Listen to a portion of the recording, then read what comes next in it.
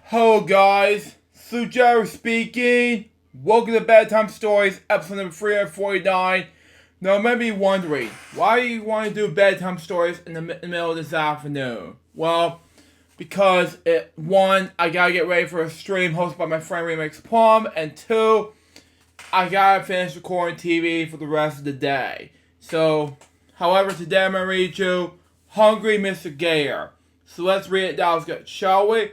So we got for us Hungry Mr. Gator. This is written by Julie McLaughlin, illustration by Anne Mary McKay. This is what I bought during my trip to Beaufort, South Carolina. So here we go. This is published and copyrighted by. It's published by Legacy Publications. Okay, so all makes sense. And it was copyrighted. It was copyrighted 2005. And the second edition was 2014. Special thanks to everyone who believed in and supported Hungry Mr. Gator, especially Bonnie Laffey, Hope Wright, Alan McNeil, Drew Galba, Fields like that, Frank Hawk, I can't pronounce his name, sorry, M. Winforth, Bambi, his name is Bambi, okay, Bambi Warner, Julie Draw, and last but not least, our fairy and friends. Now, that was all it deserved, seen here. Now, what you see right here is based on this book. Now, both live in the same neighborhood lake, where we have the pleasure of watching the animals that are in this book. After months of application and research, we decided to write and illustrate the mythical rhyming book for young children. Exactly. That portrays some of the fascinating animals in the South Carolina Low Country. The book is dedicated to all young children as well as young at heart. Thank you. It all makes sense now, even though I've been to South Carolina many times. Two in Beaufort, South Carolina back in 2017 and 2023, respectively. So, there you go. Here we go. Slinking by the lake without a sound, Hungry Mr. Gator came creeping around, creeping, peeking, and sneaking around the tubble tree. So all makes sense. So there you go. Now, even though it has to be a good difference between this tree and all that good difference in the gator stuff. There you go. Next page. Anyway, why this build this video? But anyway, 1. Spy gay grooves with her while we walk. Hunky hunk talk and while we walk. Sassy gray goose with her while we walk. He watches us as still could be. Now, it's a good idea to it's a cowing book. It all makes sense, so there you go. It can make more difference than that in any way. It can be more difference than that. Next page. Anyway. 2. He spied 2 wires coming to PB&JR and Baby House difference. So there you go. 2 wires having some fun. Robbing and sliding and wrestling in the sun. Okay. 2 frisky wires having some fun. And he's watching as still could be. Makes more difference than that. So there you go. It can make more difference in the whole thing. So there you go. Next page. Anyway. 3. He spied 3 raccoons, in the furry clump, sleeping there, dead, in their own tree stump. The 3, coons snoozing the cuddly clump as he watched as still as it could be. So that's 3 over there. So that had to make more sense. And that had to make more difference in the whole entire crocodile type of thing, Mr. Gator. And so it makes sense to be hungriness. So there you go. Next page. Anyway. 4. He spied I can't pronounce this animal's name, sorry. On the other side. Saluting the sun with their wings spreading wide. 4 snake birds, okay, on the other side. As he watched as still it could be. You know, it just makes sense because there's only a lot of it has to do with animals that relate to the numbers of the like Sesame Street difference and the whole thing. They should do more of these Calvin alphabet links from Mr. K's Clubhouse difference. If you watch this, Karen Stark, it's for you, buddy. This is how to make more difference than that. So, there you go. Next page. Anyway. And how much more pages left are there? Let me see. We're almost done. We're in the stopping point of 20, but you know. Never mind, I just want to keep it anyway, but you know, it's gonna take more time, but you know. It's gonna take. Okay. It's gonna take about 10. Snap. Okay. Oh yeah, 10. All the way up to. Okay. 5. He spied five turtles snuggling on the log. A hollow log in the wet, smoggy bog. Okay. Lazy Daisy turtles snuggling on the log. He is watched as still it could be. Sorry I had to spoil the book, but you know. It all makes difference in that. It can make more difference in that. So, there you go. It can be more Sesame Street countless. So, there you go. Next page. 6. He spied 6 ducks with a quack, quack, quack. Green-headed mallards with feathers on their backs. Toggy, swoggy duck with a quack, quack, quack. And you watch it still can be. Now, yes. Call me a Donald Duck from, let's just say, Disney franchise. Daisy Duck from Disney franchise and some Huey, Dewey, Wooey. So, there you go. Next page. Anyway. 7. He spotted 7 snakes hanging on the trees. Excuse me, anyway. As they please in the trees. But black snakes crawl in the trees as he watched as still could be. It can make more sense, so there you go. It can be scary, like Captain Hook different. So there you go on that. Next page. Anyway, 8. He spotted 8 frogs jump in the air. Who are in the air. Kind of Kermit the Frog difference. Jumpy bumpy frog lead in the air. As he watches still it could be.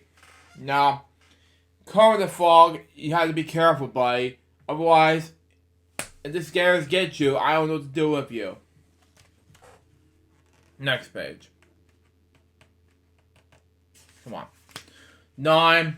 You spotted 9. I can't pronounce it. It starts with E and it ends with T. But anyway, well seen in the tree. An old tree. I love old trees. Hamsterly, snowy, white. I can't pronounce it. Sorry. Rose in the tree as he watched impatiently. This is gonna be a scary movie difference, but you know that's just me. Then we got 10. 10. He spotted 10 fish swim in the school. They followed the rule in the school. 10 tasty fish swimming in the school. Jaws open, hungry. It's gonna be a scary thing. Just don't know what to do next. Just how to do about it. So that's just me. Next page. Anyway.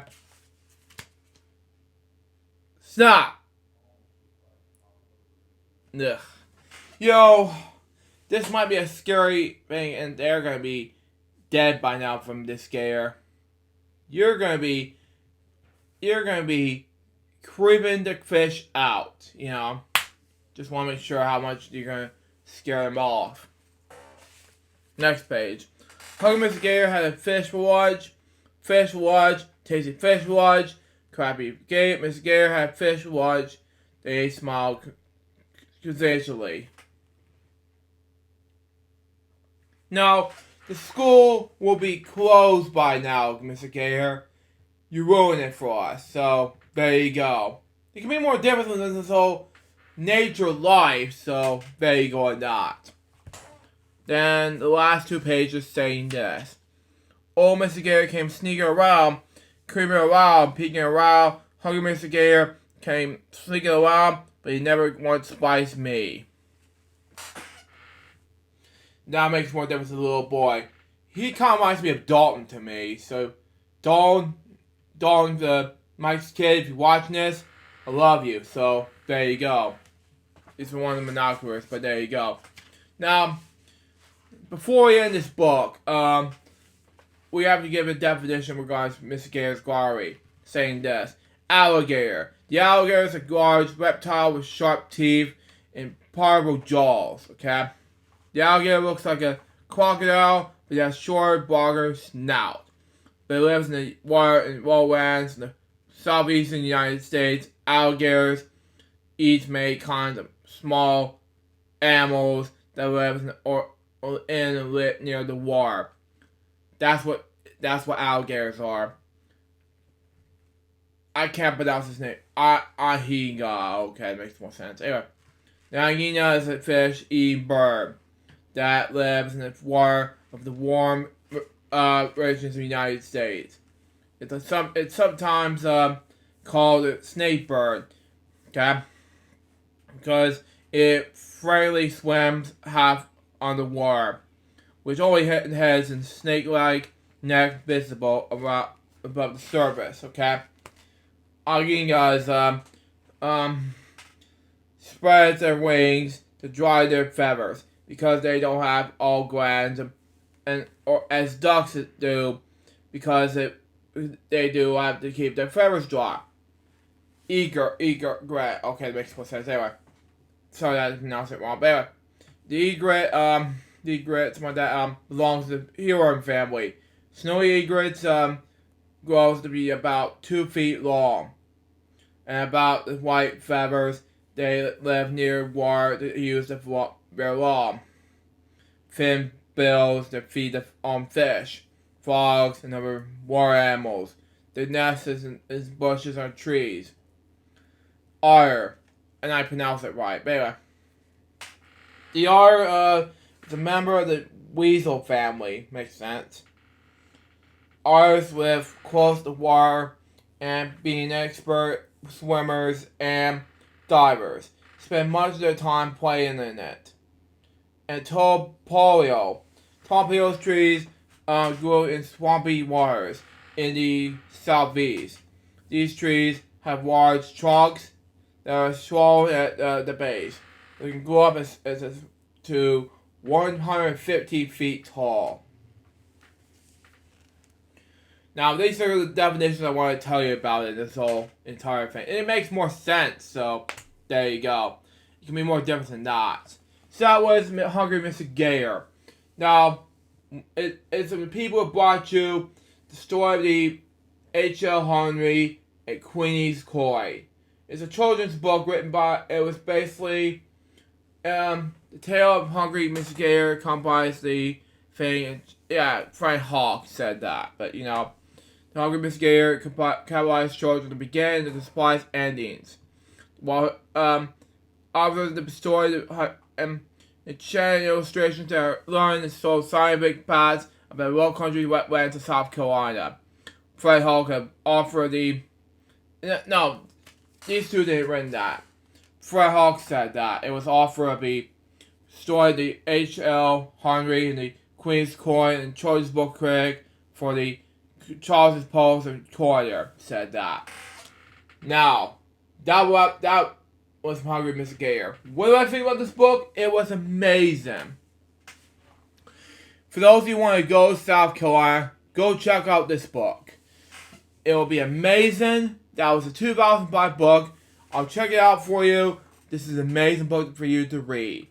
And that was Bedtime Stories, episode number 349. Hope you enjoy it. Stay tuned. Next one can be the 350th episode celebration of Bedtime Stories. There'll be 3 books.